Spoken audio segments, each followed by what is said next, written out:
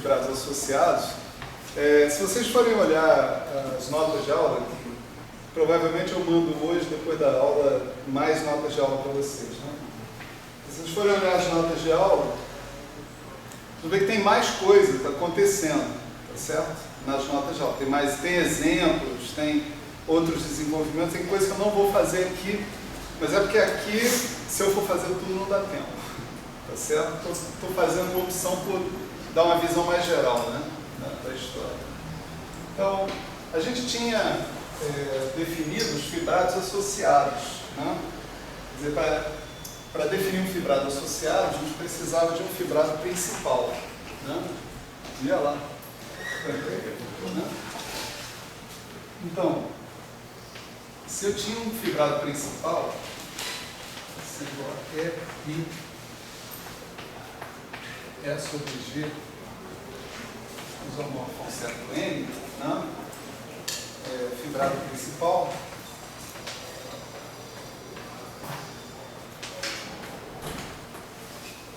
A gente podia definir um fibrado que era associado a esse fibrado principal, só estou revisando isso, né? Da seguinte maneira, né? A gente definia o espaço E cartesiano F, e dentro desse espaço a gente definia a ação à esquerda de G, né, do grupo G. O grupo G se supõe que haja à direita sobre o F, sobre o E. Né?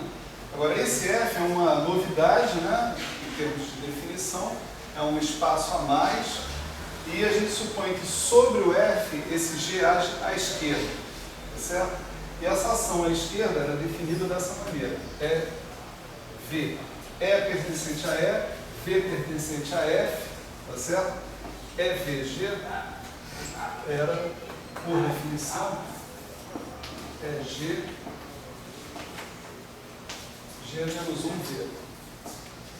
Então, se eu tenho uma forma do G atuar no espaço E cartesiano F, eu posso definir as órbitas, né, desse grupo em E cartesiano F. Né? Então, esse espaço quociente, que a gente vai chamar de EF, é o espaço das órbitas de G em E cartesiano F. Tá certo? O espaço quociente por essa relação de equivalência. A relação de equivalência diz que dois caras são equivalentes se entre eles existe a ação de um elemento do G. Né? Tá certo? Então, esse aqui era o EF, né? E a gente, a partir daí, montava um fibrado, né, que a gente chamava Si de F. Você vê que Si é a notação para o fibrado principal, o mesmo Si aparece aqui e F aparece aqui, né, dessa maneira. O nosso Si de F era formado por uma trinca, que era EF, esse espaço que eu acabei de definir, né, PF, que é uma projeção que eu vou detalhar daqui a pouquinho, e M, que é a variedade de base isomorfa a E sobre G. Tá certo? O nosso PF era definido, a projeção, né, era definido da seguinte maneira.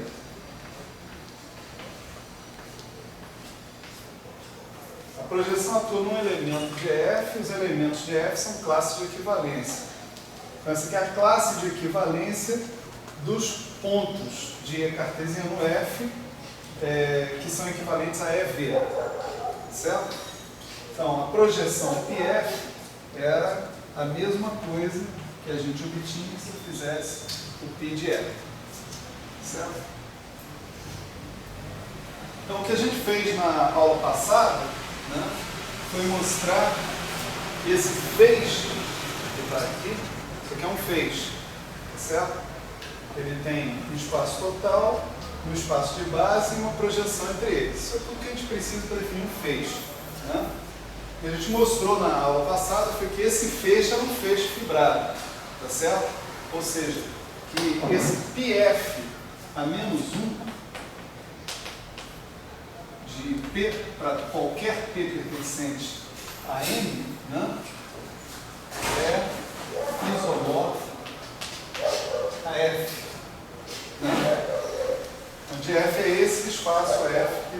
gente introduziu aqui em todos os lugares. Ou seja, esse F é a fibra do fibrado associado, tá certo? Ao fibrado principal. Esse F é a fibra desse fibrado associado. Então, a gente chega a uma situação que é a seguinte: a partir do fibrado principal,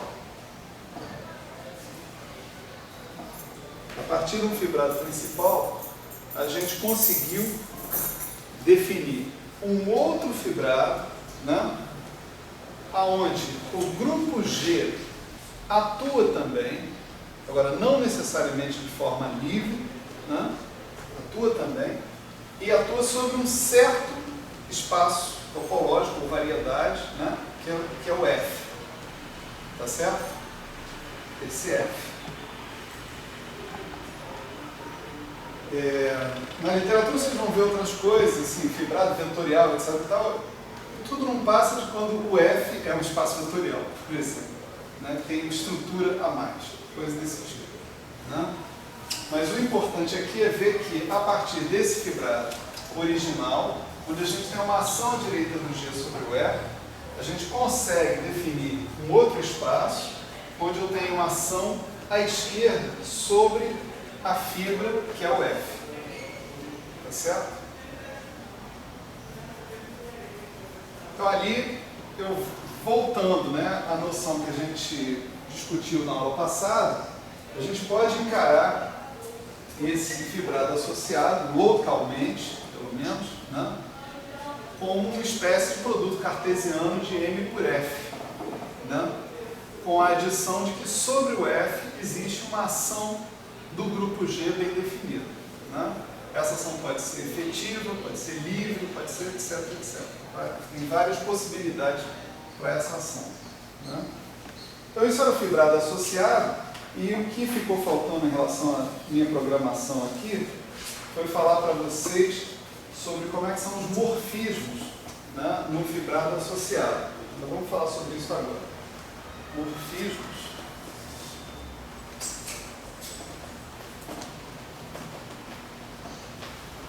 entre fibrados associados. Certo? Então, nesse caso, os morfismos, todo morfismo, ele ganha esse nome, né, em relação à propriedade de preservar alguma coisa, né? Quando você fala em morfismo de fibrados associados, esses morfismos eles ganham a propriedade de preservar a associação desses fibrados com os seus fibrados principais respectivos. Tá certo? Então vamos supor o seguinte, né? Para ver a definição de morfismo, vamos supor que eu tenho dois fibrados principais, Si, que é igual a F, Pi, M, e Cilinha, né? Felinha, Pilinha, Mlinha. Tá certo?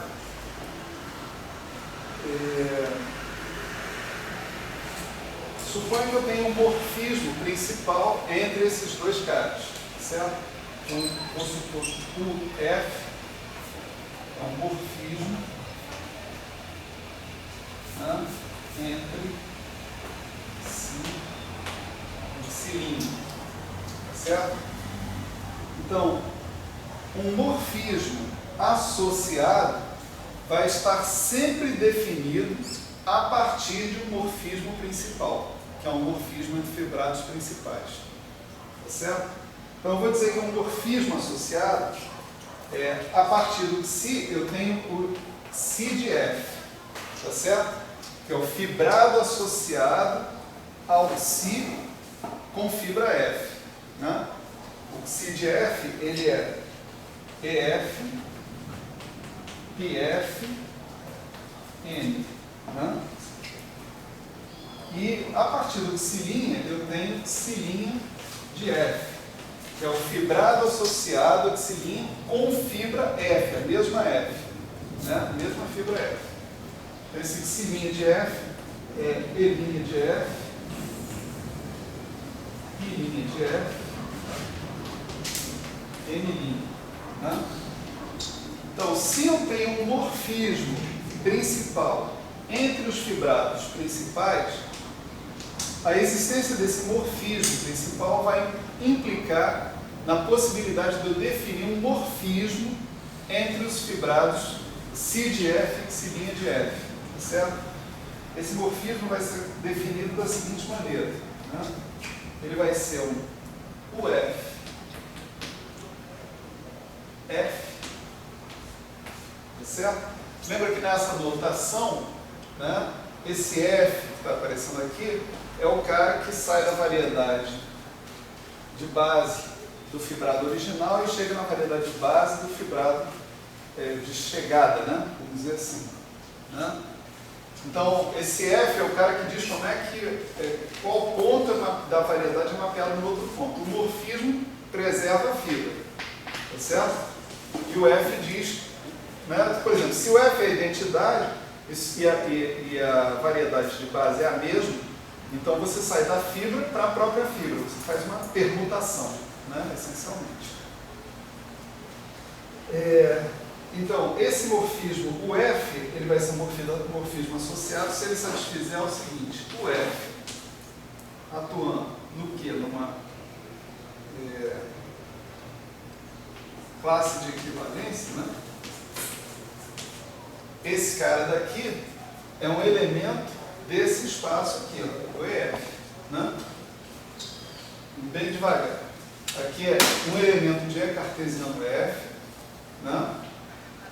A classe de equivalência diz que isso aqui compreende todos os caras que são equivalentes a EV pela ação do grupo, definida ali, né? Então isso aqui é um ponto do espaço EF, que é E cartesiano F sobre G. Certo? Então, o nosso morfismo ele tem que agir sobre esse cara. Esse é um elemento genérico lá do espaço que a gente está considerando.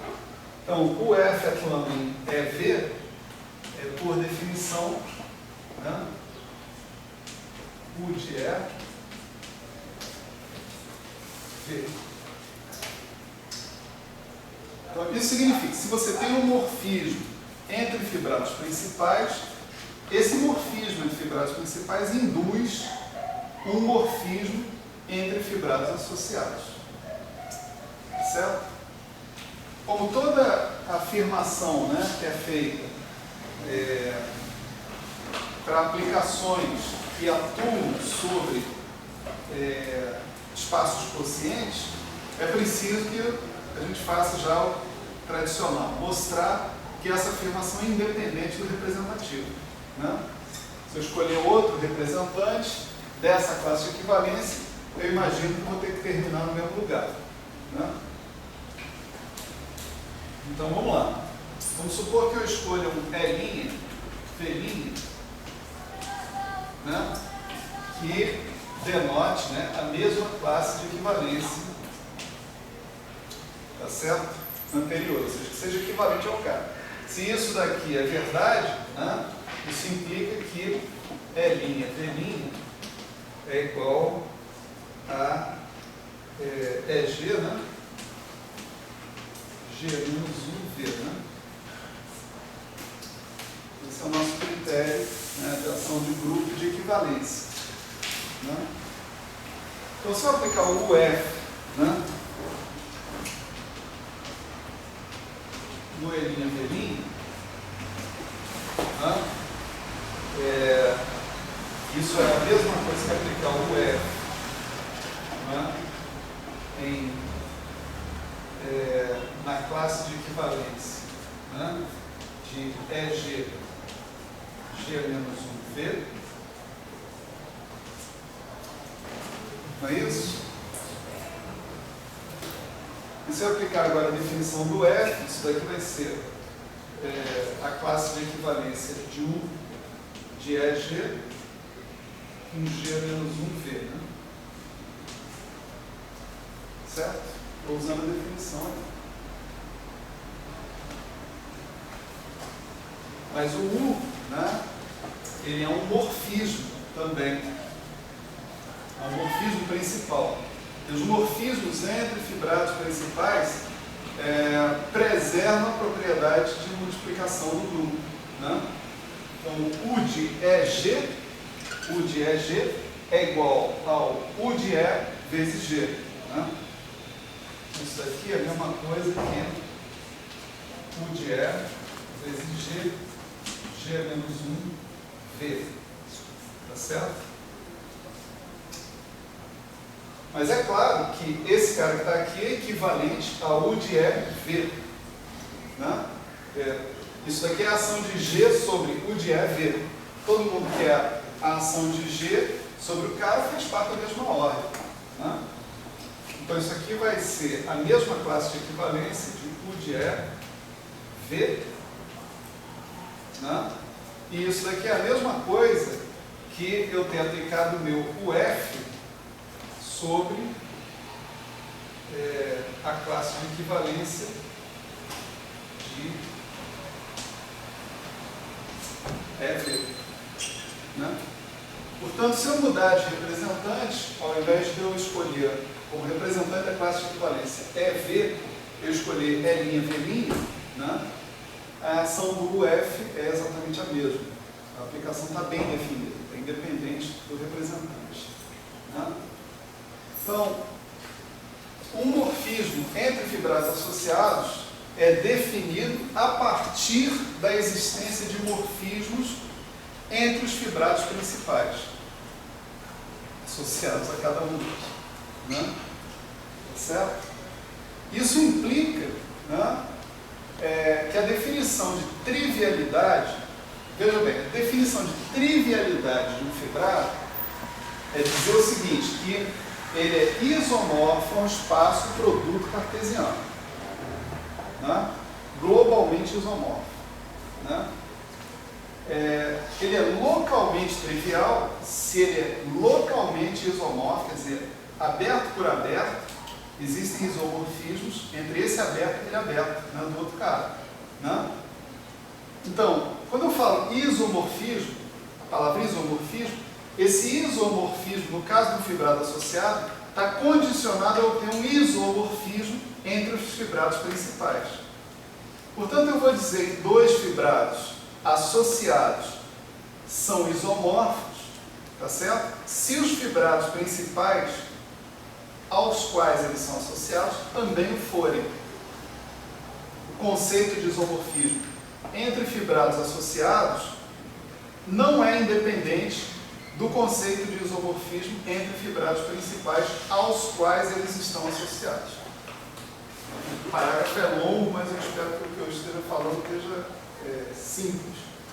Certo? É mais legal se você fizesse, seja um fibrado associado ao outro fibrado associado ao outro fibrado. Não, isso eu falei tudo ali. É melhor. Eu não falo a palavra seja. Seja coisa de matemática. Ah, é? Brincadeira.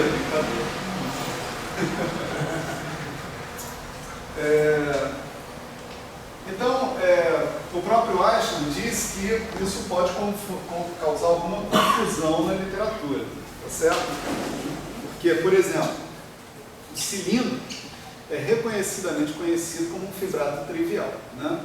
Quer dizer, você pode ver um cilindro como um espaço produto cartesiano de um S1 por um intervalo, né, da reta real, né? No entanto, o cilindro pode ser visto como um fibrado associado a um certo fibrado principal, tá certo?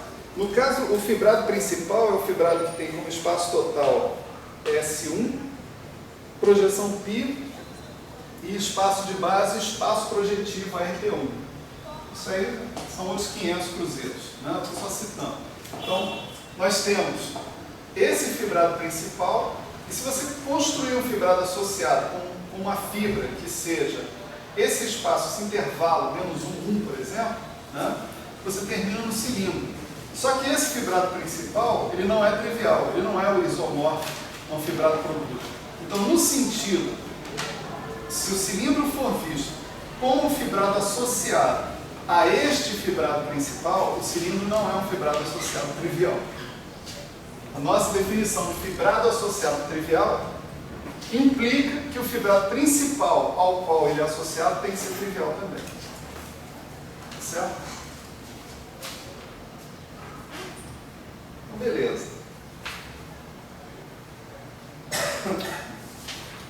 Então, como eu disse, aí bem no iniciozinho da aula, né? A gente tem... Eu estou fazendo um corte aqui dentro das notas de aula, e existe mais material dentro das notas, né, que eu não estou cobrindo aqui nessas aulas por absoluta falta de tempo, né, no caso.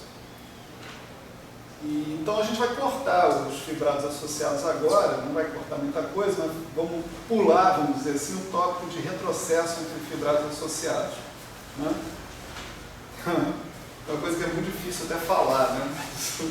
Tipo assim, o retrocesso do fibrado associado, né, a um determinado fibrado principal é o fibrado que você obteria por retrocesso do fibrado principal. Mas enfim, quando vocês olharem nas notas, né, isso aí vai estar tudo mais fácil de se entender, porque eu falo em 30 segundos assim. Agora vamos fazer uma pausa nos fibrados, né? E o nosso próximo tópico é o tópico das conexões sobre os fibrados principais. Então nós vamos voltar para o fibrado principal e vamos definir o que é uma conexão num fibrado principal. Né? Num primeiro momento, quem nunca viu essa definição vai ficar em dúvida se a sua sanidade mental está boa ou não. Né? O cara vai pensar, conexão é aquele negócio, né? Aquele campo, né? Etc. Então ele não vai ver nada disso no primeiro momento. Mas no segundo momento a gente vai acertar as coisas, sem problema nenhum.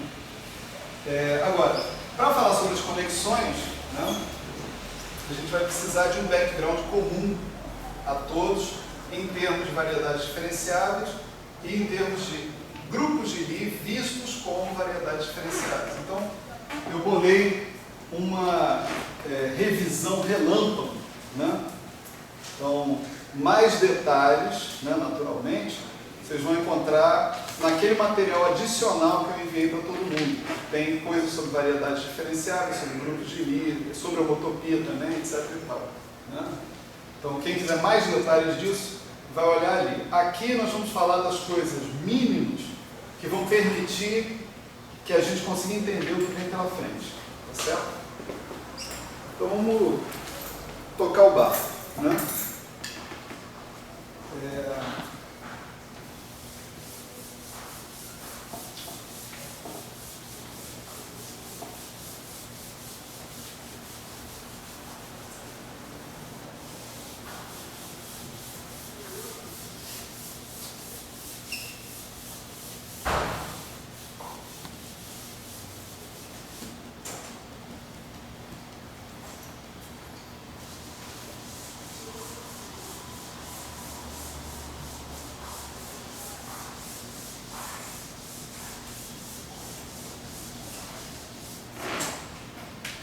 Agora, vamos dizer assim, o que nós estamos fazendo aqui é uma revisão.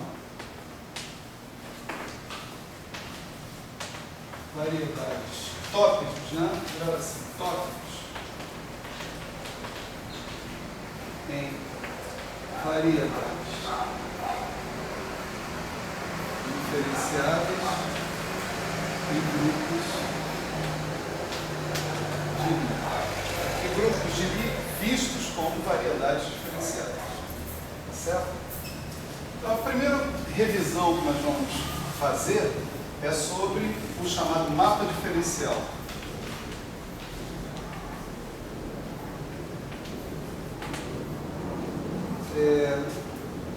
Queria que levantasse a mão com toda a honestidade quem nunca viu isso. Nunca ouviu nem o nome. Beleza, vamos aí. Então vamos lá. Imagina que a gente tenha duas variedades diferenciadas, né? Variedade N, variedade N. Né? E entre essas duas variedades eu tenho um mapa F. Em geral a gente considera como um mapa suave. Né? Então tem derivada primeira, segunda, então, todo mundo é contínuo, etc. Então, né? A brincadeira é a seguinte: suponha que eu tenho um vetor definido aqui num ponto de M, tá certo? Quando eu falo um vetor, estou falando daquele objeto que a gente falou lá na primeira aula, quando a gente falou do espaço tangente, né? Essas coisas todas. Então tem um vetor x, né? Definido aqui no ponto P, né? Desse cara que está aqui. A pergunta é a seguinte: será que, né, eu consigo definir um outro vetor com os ingredientes que eu tenho? Eu consigo definir um outro vetor na variedade n exatamente no ponto f de P? Né?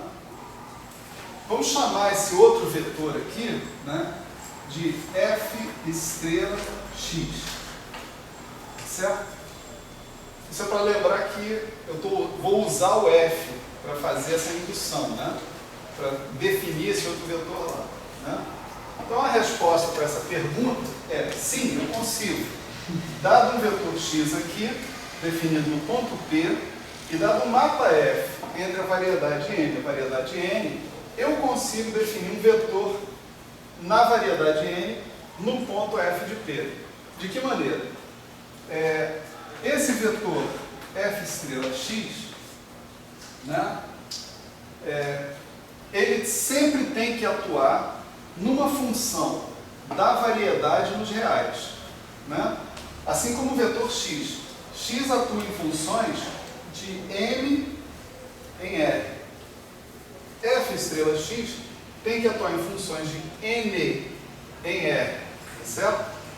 Então, vamos supor que g seja uma função como essas, né? G, uma função de n em R, tá certo? Então, a definição desse f estrela x, né, vai ser x de g bola f, certo? G composto com f.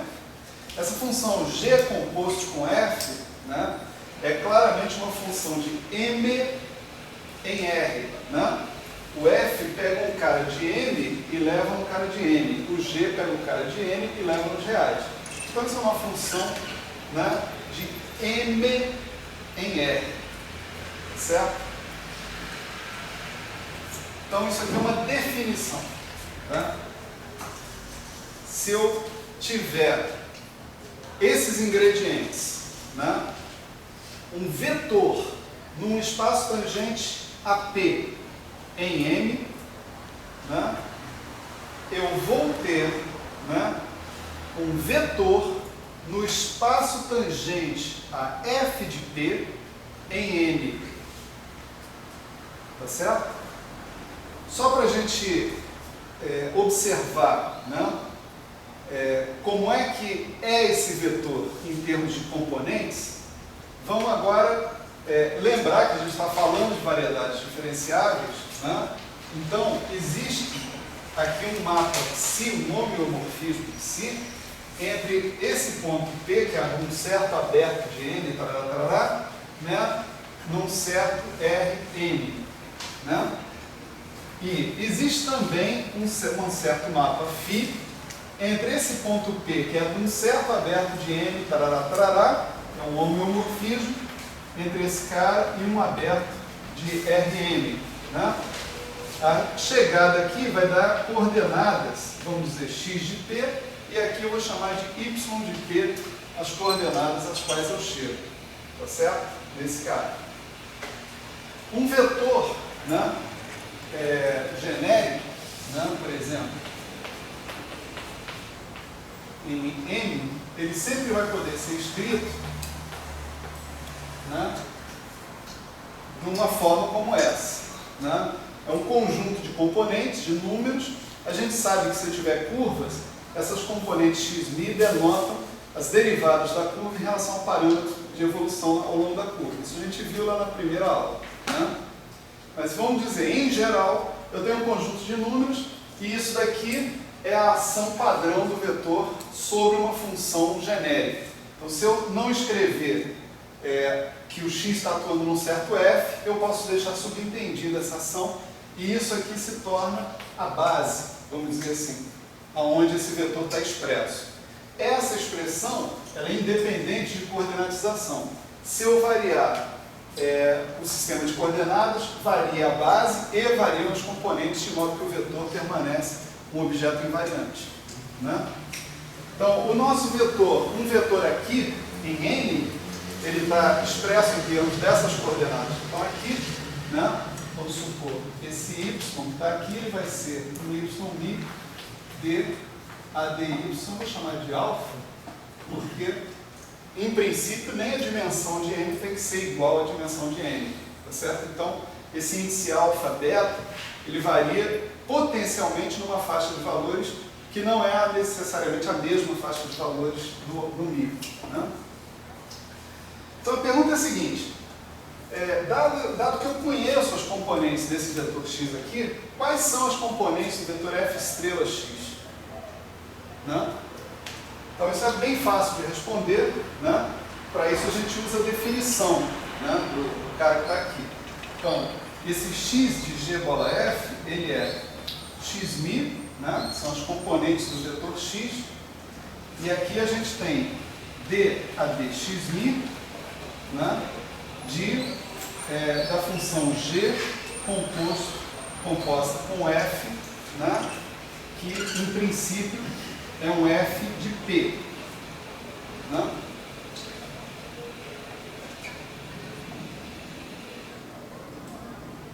Certo. Então, estou pegando um p aqui no m e levando lá, né?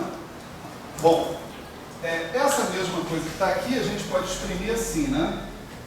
d a dxmi de g composto com psi a menos 1 composto com psi de f de p. Tá? Onde esse psi, isso é um homeomorfismo, então isso tem ida e tem volta, tem inversa, né? Eu insiro psi a menos 1 psi aqui de modo a dotar o ponto f de p de coordenadas. No caso, as coordenadas y de p. Tá certo? E o g composto com psi a menos 1, eu vou englobar sobre o símbolo g grande, né? Então isso aqui vai ser xmi, d a d xmi, de g grande, só que esse nosso g grande é de y alfa, de xmi, né? Eu posso fazer a mesma coisa, inserir φ a menos 1 φ ali no p, de modo que o p se transforma em x, né? O resultado final é isso. Agora eu estou derivando em relação a x uma função que é a função de y dx. Então a gente usa aquela famosa regra de Chain, né? E deriva esse cara dessa maneira. xmi d y alfa d xmi dg de y, né? d y alfa. Tá certo? Por outro lado, né, esse f estrela x de g, né, ele é um vetor, né, ele é um vetor nesse espaço tangente a f de p, né? Então, eu posso escrevê-lo como y alfa d a dy alfa, do mesmo jeito que eu posso inserir uma coordenatização psi aqui, psi a menos 1, g de y, né? Esse lado da equação é isso, e isso tem que coincidir com isso aqui, né? xmi dy alfa dxmi dg dy alfa. Então é só você comparar os dois lados da equação, né? Entender que esse g é absolutamente genérico, né? E portanto, para essas coisas coincidirem, os coeficientes vão ter que coincidir um a um. Então você vai tirar aqui o y alfa é igual ao xmi dy alfa dxmi. Certo? Observa que isso aí fica parecendo uma mudança de coordenadas, mas não é. Né? Eu estou mudando de variedade diferenciável. Estou mudando de M para N. Né? Isso daqui é uma coordenatização em N, não é uma coordenatização em M. Né? Tá certo? Tipicamente, dentro daquele Y-alfa está contido um F. Né? Então, isso aí vai ser suave se esse F for suave, naturalmente. Certo? Isso não depende, para ser suave, pura e simplesmente das coordenatizações. Isso depende do mapa que eu tenho entre as variedades. Bom, eu fiz isso para que a gente pudesse ter uma ideia concreta, né, sobre esse vetor que está aqui. Quem é ele? Tá certo? Então, se eu der um x para vocês, consubstanciado a partir das componentes dele, xmi, eu posso obter as componentes, o f estrela x, dessa maneira. Xmi, dy alfa, dxmi. Concreto, tá certo? Quer dizer, se eu pedir o vetor que eu obtenho pelo mapa diferencial, tá certo? Eu tenho uma receita de bolo ali para encontrar esse vetor. Então esse é o primeiro tópico aqui da nossa revisão, né? Então você vê, com isso que nós aprendemos, né, é como a partir de um vetor no espaço tangente de uma variedade, a gente induzir, usando um mapa entre as variedades, um outro vetor no espaço tangente correspondente na outra variedade. Certo? Então esse é o conceito de mapa diferencial. E o outro conceito que a gente vai colocar aqui é o conceito de retrocesso. Certo? Para o conceito de retrocesso, a gente precisa do conceito de forma diferencial. Certo? Então, uma forma diferencial é um funcional linear sobre o espaço tangente. Né? Então, dado que é um funcional linear, né,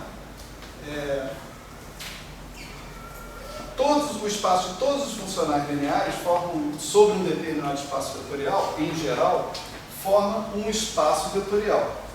Tá certo? Isso é um fato genérico. A gente pode provar isso em álgebra linear. O espaço dos funcionais lineares sobre um determinado espaço vetorial é um espaço vetorial. E eu posso escolher uma base dentro desse espaço vetorial, que é sempre chamada de base dual. Né? Então, lá no espaço tangente, né, dmi, né, é uma base do espaço tangente.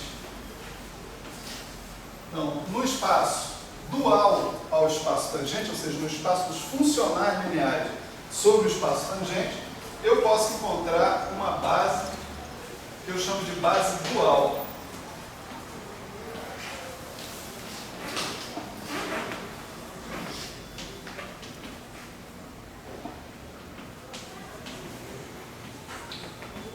E a base dual, né, ela satisfaz uma propriedade básica que é a seguinte. Tá certo? Quer dizer, esses caras aqui, dxmi, são funcionais lineares, eles atuando sobre os vetores básicos, eles me dão delta mini. Né? Tem toda uma outra maneira da gente chegar nisso, mas eu estou optando por um caminho mais direto, mais curto. Tá certo? Então, se isso daqui é uma base, em princípio, todo e qualquer funcional linear pode ser escrito como combinação linear desses vetores base, desses dxmi. Tá certo? Esses caras são chamados de unformes. Né? Isso aqui é uma unforme. Só para a gente lembrar.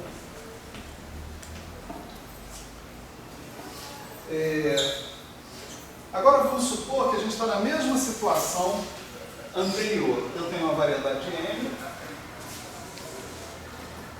eu tenho uma outra variedade N, eu tenho um mapa F, né, de M em N, né? Só que agora eu vou ter o seguinte, aqui nesse ponto, que é o ponto F de P, aqui é o ponto T, ali é o ponto F de P. Né? Aqui no ponto F de P, eu tenho uma unforma, que eu vou chamar de ômega. certo? Então, esse ômega é um elemento do espaço dos funcionais lineares sobre o espaço tangente em N a F de P. Tá certo? A gente denota isso assim, né? Ômega pertence a T, F de P, N, estrela. Tá certo? Estrela, em geral, denota o espaço dual. Né? Então, esse seria o espaço dual ao espaço tangente em N a F de P. Né? Então, a pergunta é a seguinte, agora, se eu tenho um fórmula, né, nesse espaço cotangente, que é a mesma coisa que o espaço dual ao espaço tangente, o espaço cotangente, se eu tenho um fórmula no espaço cotangente a F de P, eu consigo induzir um forma no espaço cotangente a P. Eu estou indicando para uma setinha porque eu não tenho coisa melhor para fazer. Né? Então vamos indicar aqui para uma setinha. Eu vou chamar esse cara potencialmente induzível, né, de F estrela ômega. Vocês podem reparar aí que o estrela está em cima. Né? Ali o estrela estava embaixo. Então tem em cima e embaixo, traz essa diferenciação. Quando o estrelinha está embaixo, você está falando do mapa diferencial, está falando de vetores. Quando o estrelinha está em cima, você está falando de retrocesso, está falando de unformes. Os vetores e as unformes são espaços duais, tá certo? Uns aos outros. Então a pergunta é a mesma pergunta que está lá. Se eu tiver agora esses ingredientes, uma unforma em N, um espaço cotangente a F de P em N, e um mapa F de M em N, certo? Eu consigo induzir uma unforma no espaço tangente a P em M, no espaço cotangente a P em M? Resposta, sim. Né? Como é que é isso? A história é assim. Essa unforma F estrela ômega, ela é obrigada a atuar em vetores. Tá certo? Por quê? Porque as unformes são funcionais lineares sobre o espaço tangente. Então, atuam sobre vetores, que são elementos do espaço tangente. Então, vamos supor, o que eu estou querendo saber é qual é a ação desse F estrela ômega num X, num vetor. Né? A definição disso é muito simples. Isso é a forma original, que está lá em N, né? Atuando num vetor F estrela X, que também está aqui. Você pega o vetor no qual essa forma vai atuar, induz o vetor usando o F estrela e atua com ômega nesse cara. O resultado é um número, e aí você define esse número como sendo a sua unforme que você tem. Você pode provar que é linear, não tem problema nenhum, está tudo certo. Tá certo? Então isso aqui é uma brincadeira, né? De acertar. Você tem a saída e tem a chegada. Você tem que acertar a saída e acertar a chegada. Quando você vai ver, você não tem muito mais o que fazer. Você quer fazer tudo de uma forma linear, né? De uma maneira linear. Aqui também a gente pode dar um conteúdo, né, para essa unforma induzida, né, em N, para esse F estrela ômega. Ou seja, se eu tiver as componentes do ômega, né, eu posso dar um conteúdo, eu posso dizer, da mesma forma que eu falei, dadas as componentes do vetor em N, eu consegui as componentes do vetor induzido. Dadas as componentes da unforma em N, eu vou conseguir aqui também as componentes da unforma induzida. Né? De que maneira? Né? Vamos imaginar o seguinte, que esse ômega está atuando sobre F estrela X, então ele é um ômega atuando naquele Y alfa, né? dy alfa. Beleza? Isso não vai dar para comer agora, exatamente agora. Tira o olho, hein? Tira o olho.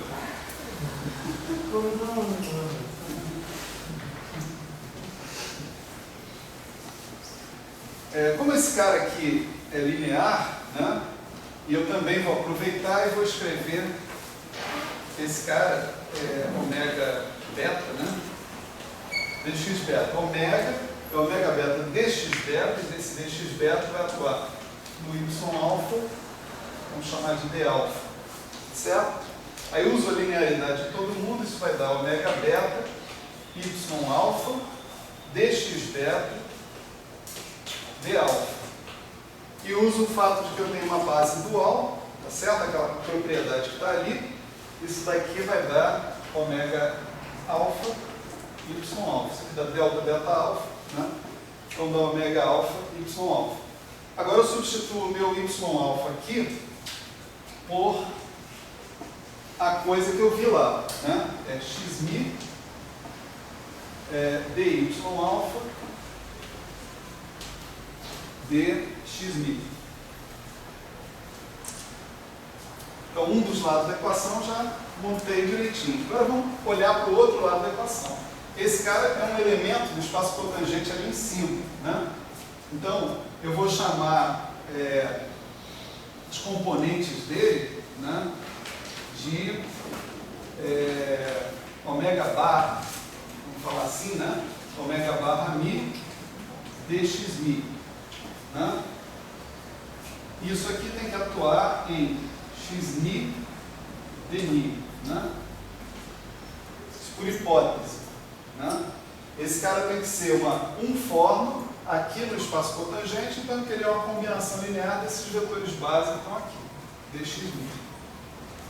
Novamente usando a linearidade, que são funcionais lineares, esse xmi sai, né? Então eu vou ter xmi ômega barra mi dxmi dmi, então isso daqui vai dar um delta mi, né? Então isso dá xmi ômega barra mi. Eu tenho xmi de um lado, tenho xmi do outro. Esse xmi é absolutamente genérico, de modo que as duas equações sejam verdadeiras. Então vai ser necessário que o ômega barra mi seja igual a dy alfa dxmi ômega alfa. Certo? Então ali, se eu tiver um forno em N, né, caracterizado pelos componentes ômega alfa, né, usando aquela regra que está ali, eu obtenho os componentes anião de forma em M. Tá certo? O negócio é chamado de retrocesso por isso, porque o F vai de M para N e a indução vai ao contrário, de N para N. Certo?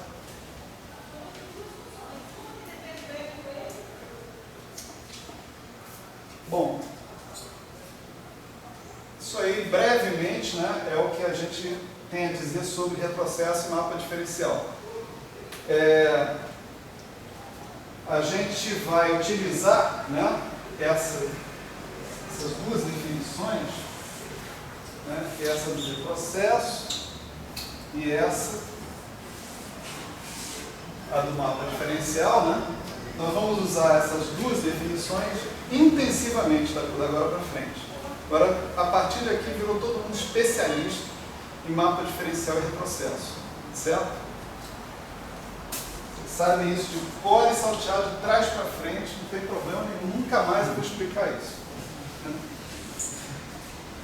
Bom, a última coisa antes da gente mudar de tópico de revisão, né, é o conceito de campo de vetor ou de campo de um forno, né? Também vai ser importante.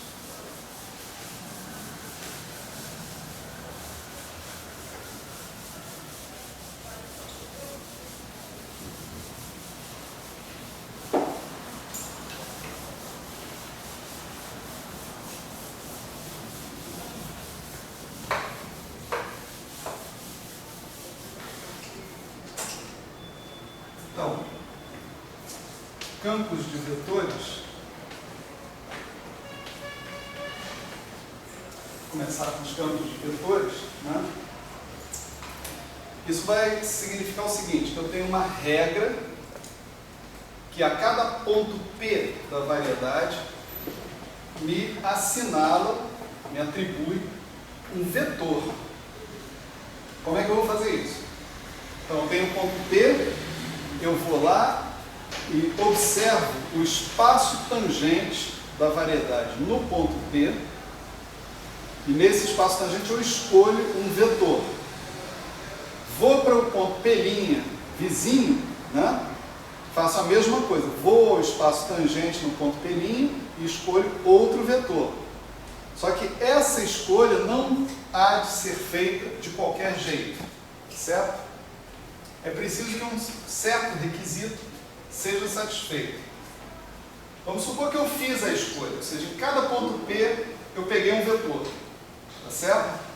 Então eu vou pegar esse conjunto de vetores que eu obtive e aplicar numa função f geral da variedade nos reais, que é o que os vetores fazem. Eles são aplicados nessas funções, né? Isso que está aqui, né, pode ser visto, né, como uma certa função h de p, certo? h de p da própria variedade nos reais, não é isso? Porque o resultado de aplicar x, um vetor, numa função da variedade dos reais é um número, né? Agora o que eu estou fazendo é aplicar isso no ponto P, depois no ponto P', depois no ponto P duas linhas, no ponto P três linhas. De fato, o que eu estou definindo, no ponto P eu vou obter um número, no ponto P' eu vou obter outro número, no ponto P duas linhas eu vou obter outro número.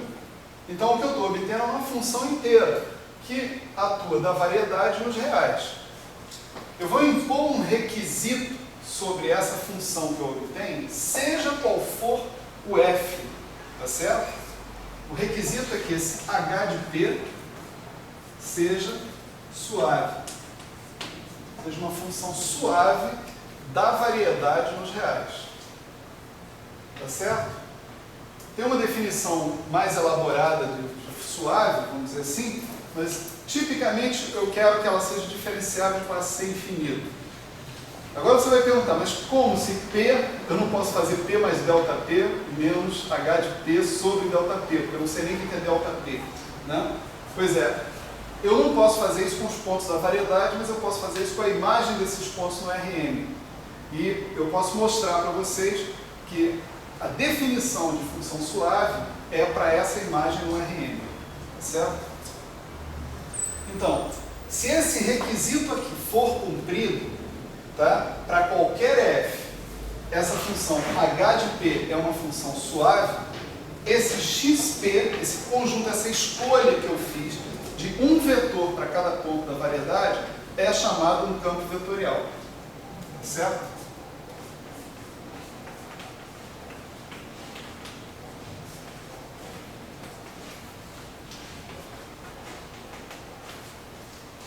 Ok? Então isso me define um campo de vetores, tá certo? A partir dos campos de vetores, o conjunto dos campos de vetores, ele é fechado, né, por uma operação bem interessante que é chamada parêntese de Lie, né?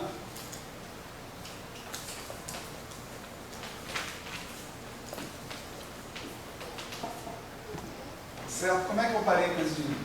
Se eu tiver dois campos vetoriais, x1, x2, tá certo? A definição que eu vou dar do parêntese de Lie é a seguinte: isso daqui é um vetor, é um campo vetorial, cujos componentes são x1 dni, x2 menos x2 dni, x1 Isso aqui são um conjunto de números dependentes do ponto P, né?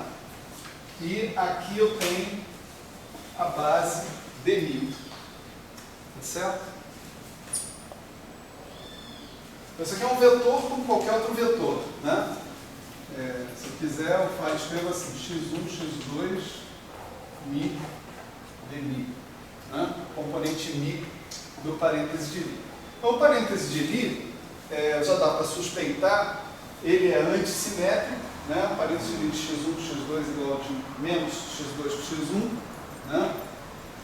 Ele é linear, um x1 linear em x2, né, distributivo, né, satisfaz a identidade de Jacobi. Jacob. Eu não me arrisco com isso, eu não sabia disso. Precisava do Acioli para me corrigir. Jacob mesmo. Jacob. Identidade de Jacob. Eu passei minha vida inteira falando Jacobi, então acostumar com Jacob é difícil. Né? O parêntese de Lie está sendo apresentado aqui porque a gente vai precisar dele daqui a pouco, tá certo? E a propriedade fundamental dele é que ele leva campos vetoriais em campos vetoriais. Ele só pode ser aplicado a campos vetoriais e não a vetores, pura e simplesmente. Por quê? Porque envolve essas derivadas aqui, você está vendo? Essas derivadas significam que você tem que ter esses vetores definidos em pontos próximos para que você possa tomar esse limite quando ΔX tende a zero. Tá certo? Isso aí é definido numa determinada coordenatização. Se você mudar de coordenatização, muda os componentes dos vetores, mas a definição do parêntese de Lie permanece a mesma. Ele é um objeto invariante, como os vetores eles mesmos. Né? Dados os campos de vetores, a gente também pode falar dos campos de uniformes. E aqui a brincadeira é similar. Né? Em cada ponto P da variedade, eu vou no espaço cotangente. No espaço cotangente eu seleciono um elemento no espaço cotangente, ômega, naquele ponto P. Vou no ponto P', ômega no ponto P'. Vou no ponto P2', ômega no ponto P2'. Faço essa coleção toda. E eu vou dizer que eu tenho um campo de uniforme se esse objeto aqui, ômega P, atuando em XP, veja que ele precisa atuar num campo vetorial, porque não tem sentido o ômega no ponto P atuar num vetor do ponto P', por exemplo. Tá certo? O ômega é um funcional linear sobre o espaço tangente em P, e não sobre qualquer outro espaço tangente. Então, se você tiver esse objeto aqui, isso aqui em princípio te dá um número, vamos chamar esse número aqui de G, mas esse número é fundamentalmente dependente do nosso ponto P, né? E se essa função G de P, que é uma função de M em L, for uma função suave, então o ômega P é um campo de uniformes. Certo? Isso significa basicamente que eu consigo escolher uma uniforme em cada ponto P da minha variedade de maneira suave. Certo? Sem grandes sobressaltos. A mesma coisa aqui. Eu consigo escolher um vetor em cada ponto da variedade de maneira suave, sem fazer maluquices, né? Mudando, variando demais a minha escolha de um ponto para um ponto infinitesimalmente próximo.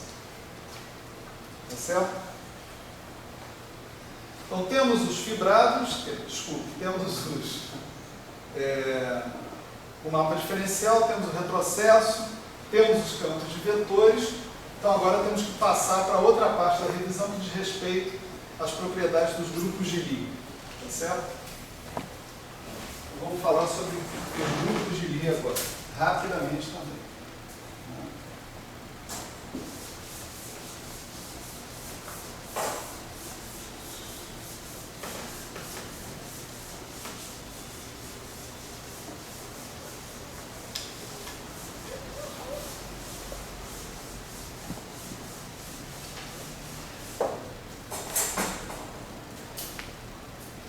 Então, o que é um grupo de Lie, para começar? Né?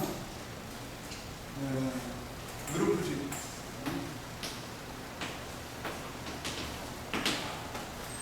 Um grupo de Lie, para começar, é um grupo. Né?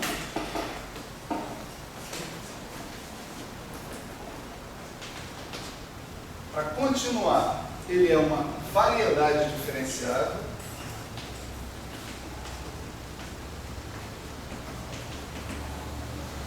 Né?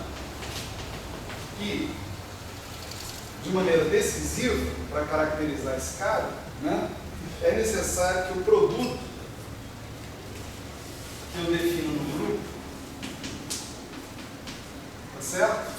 O produto pega dois elementos do grupo e leva um terceiro, né? E a operação de obter inversa, né?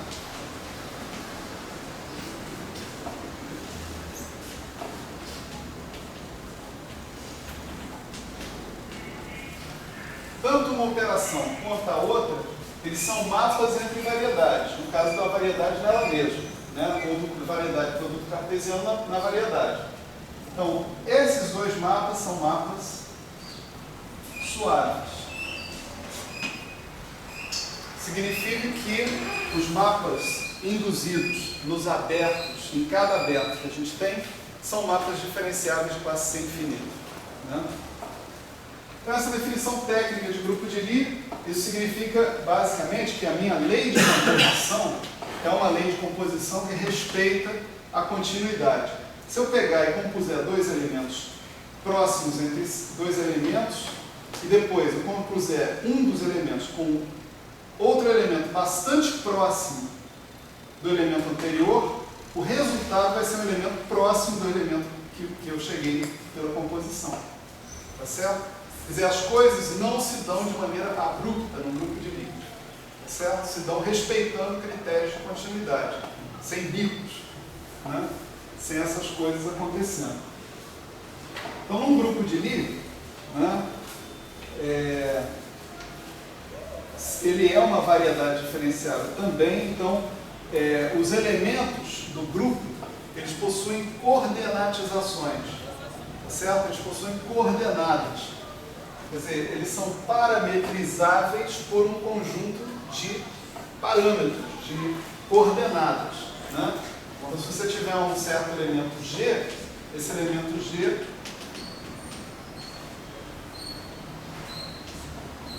vai vir a depender de coordenadas, tá certo? Ou parâmetros. Se quiser, chama de X, né? De θ1 até θn, né? Então, num grupo de Lie, a gente pode, a gente tem a possibilidade, o privilégio, né, de falar em coisas que a gente só fala em variedades. A gente pode falar em espaço tangente, né, num grupo de Lie. Tá certo? De fato, né, de particular importância vai ser o espaço tangente na identidade. Tá certo? A gente vai ver por quê. Deixa eu fazer uma coisa com o grupo de Lie que eu não posso fazer com uma variedade diferenciada, tá certo? Genérica, né? Posso fazer com uma variedade que é um grupo de Lie, né? Então, num grupo de Lie, eu posso definir ações à direita e à esquerda, certo? Eu vou definir a ação à direita dessa forma. A ação à direita por G, aplicada num elemento G', né, vai ser também denotada por RG. G' sem necessariamente ter que pôr os parênteses, certo? Então, isso daqui é por definição G', certo? Isso é a ação à direita. A ação à direita é uma aplicação do grupo no grupo, certo? Isso aí é claramente uma aplicação suave, porque a lei de composição é uma coisa suave, né? Também eu posso definir a aplicação à esquerda, a ação à esquerda, também por G. Isso vai ser LG, G', que é GG', tá certo? Como antes, o LG é uma aplicação de G em G, certo?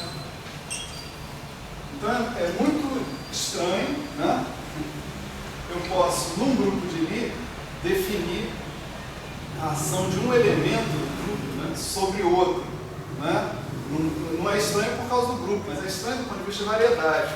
na variedade, eu não tenho uma lei de composição entre os pontos da variedade. Se eu tenho um ponto P e um ponto P', eu não sei dizer o que é P vezes P', o que é P mais P'. Mas como eu tenho um grupo, eu tenho essa lei de composição. Essa é a novidade, né? Então, eu posso fazer essas definições que estão aqui. Essas definições são importantes para a gente estabelecer, né, o conceito de campo vetorial invariante à direita ou invariante à esquerda, certo?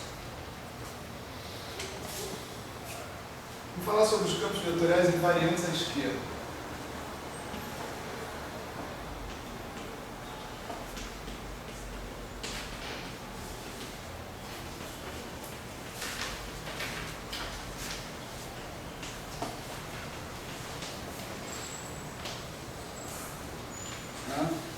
Então, a definição de um campo vetorial invariante à esquerda vai envolver o seguinte: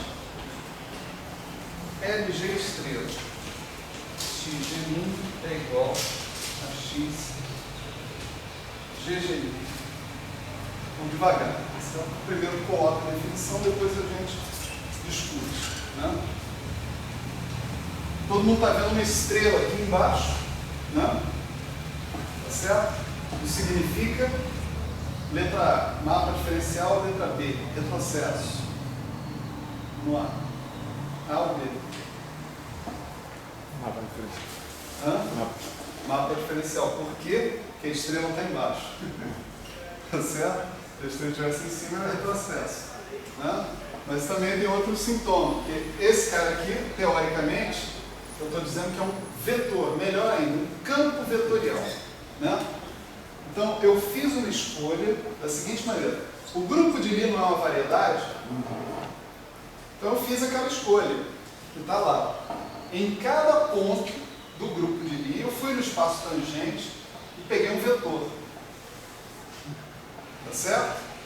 Com isso, eu defini um campo vetorial. Ali não é XP, aqui é XG, né? Ou XG', tanto faz. Tá certo? Então, isso aqui significa o vetor que eu escolhi no ponto G', né? XG'. Né? Então, esse LG, ele é um mapa de G em G. Então, ele pode ser usado, né? Ele pega o ponto G', por exemplo, e leva no ponto o LG, né? Ele pega o ponto G' e leva o ponto G'. Então, se ele é um mapa de G em G que leva G' em GG', ele pode ser usado para induzir um vetor que eu sei que está em G' no ponto GG'. Do mesmo jeito que eu usava os mapas diferenciais antes, né? Só que eram entre variedades diferentes. Mas qual o problema de ser a mesma variedade? Né? Pode ser a mesma. Ele está levando um ponto diferente. Então, o que eu estou usando aí o mapa diferencial? Eu estou usando ele para induzir um vetor. Dado um vetor em G', eu vou induzir um vetor em GG', usando esse mapa. Né? Então, eu vou usar um mapa para fazer a indução de um vetor em GG' a partir de um vetor em G'. A novidade aqui é a seguinte: é que o vetor induzido, tá? No caso da definição de um campo vetorial invariante à esquerda, o vetor induzido é o próprio vetor que você obtém calculando o campo vetorial no ponto GG'. Tá certo? Isso significa que você, na indução feita pelo LG, né, você não obtém novidade nenhuma. Isso não é verdade para qualquer campo vetorial que eu me proponho, né, a escolher sobre G. Né? Eu posso escolher o campo vetorial do jeito que eu quiser. Nem todos os campos vetoriais, ou quase nenhum, vai satisfazer essa propriedade. Tá certo? Os que satisfizerem Tipo, o cara que eu obtenho induzindo esse vetor aqui é o próprio valor do campo nesse ponto. Os que satisfizerem são os campos vetoriais invariantes à esquerda. Tá certo? Sensacional. Eu estava aqui dando risada, você vai ficar puto comigo, mas eu nunca tinha percebido que... Se eu vou ficar puto, eu vou falar. Fala então. Eu nunca tinha reparado que era uma estrela ali embaixo, outra estrela ali em cima. Eu sempre botava uma estrela grande no meio e sempre passou assim. Nunca reparei essa. Detalhe, ele pegou a aluno de métodos matemáticos, vou revisar a nota dele.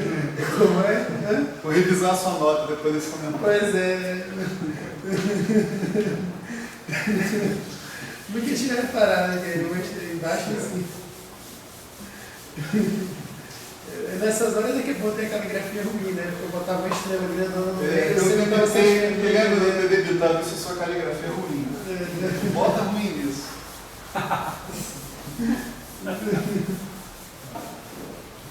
Ainda bem que o cara não escreve artigo científico à mão, né, cara? Se ele escrevesse, era tudo Ele é publicado rejeitado.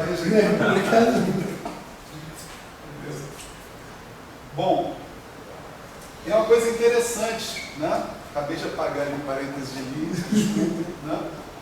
O parêntese de Lie satisfaz uma propriedade geral. Se você tiver um mapa F de variedades, né? Se você aplicar o teu mapa F a esse campo vetorial, né? Você obtém um campo vetorial que é o parêntese de Lie entre os caras induzidos. Não vou provar, não dá tempo, né? Nem é tão difícil assim, mas não dá tempo, né? Mas você vê que o parêntese de Lie, ele é distributivo sobre a ação do mapa diferencial, certo? Só para a gente tomar isso aqui, né? Isso no caso de campos vetoriais invariantes à esquerda é bem interessante, né? Porque você observa o seguinte: se você pegar o LG estrela, né? E atuar com ele sobre dois campos vetoriais invariantes à esquerda, tá certo? No ponto G', a gente pode usar essa propriedade genérica, né, do parêntese de Lie para botar o LG estrela para dentro, né? Então, isso dá LG estrela x1, LG estrela x2, né? Isso tudo é já no ponto G', né? Mas o LG estrela x1, se o x1 é um campo vetorial invariante à esquerda, ele dá x1, só que no ponto G'. E LG estrela no x2 também. Então isso é x1, x2, G'. Isso significa que o parêntese de Lie de dois campos vetoriais invariantes à esquerda é, por sua vez, um campo vetorial invariante à esquerda. Então o parêntese de Lie é fechado, num grupo de Lie, o parêntese de Lie é fechado sobre a operação de fazer essa translação, né, de campos vetoriais invariantes à esquerda. O conjunto dos campos vetoriais invariantes à esquerda é fechado pela operação do parêntese de Lie. Pronto, agora sim. Tá? Bom, então esse conjunto, né, é fechado. Se eu pegar dois campos vetoriais invariantes à esquerda e fizer o parênteses de Lie, eu vou obter um campo vetorial invariante à esquerda. Então, dentro do conjunto de todos os campos vetoriais invariantes à esquerda, né, esse conjunto é fechado pelo parêntese de Lie. O parêntese de Lie é antissimétrico, ele é distributivo em cada um das suas entradas e linear, e ele satisfaz a identidade iacóbica. Isso define, de uma maneira completamente independente, né, o conjunto dos campos vetoriais invariantes à esquerda como uma álgebra de Lie. Certo? Vamos lá. Conjunto dos campos vetoriais invariantes à esquerda, mais parêntese de Lie, álgebra de Lie. É claro que a soma de dois campos vetoriais é um campo vetorial, certo? O produto de um campo vetorial com um número, com um escalar, também é um campo vetorial, né? Então, o conjunto dos campos vetoriais é um espaço vetorial. É fácil mostrar isso, né? Esse espaço